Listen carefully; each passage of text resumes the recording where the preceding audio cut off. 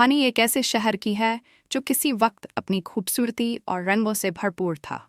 उस शहर की गलियां, उसके महल और उसके हर एक कोने में लोग खुश थे। मगर वक्त ने अपने रंग बदल दिए।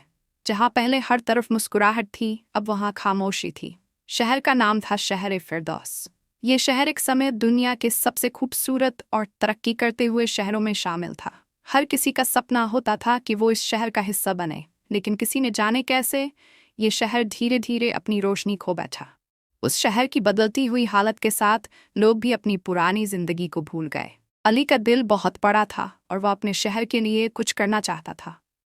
लेकिन जब वह बड़ा हुआ और शहर की रुकती हुई जिंदगी को देखा, तो उसने सोचा कि ये शहर जो एक वक्त दुनिया का जहान था, कैसे इतना बदल गया।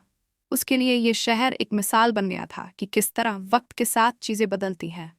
और आखिरकार अली ने फैसला किया कि वह अपने शहर को वापस अपनी पुरानी रूह दिखाएगा।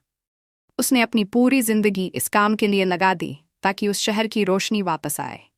शहर फिरदौस एक मिसाल बन गया जो दिखाता है कि अगर इंसान अपने शहर, अपने लोगों और अपनी जिंदगी के लिए कुछ करने का इरादा रखे, तो वह अपनी रोशनी वापस पा सकता है, चाहे वक्त कितना भी बदल जाए।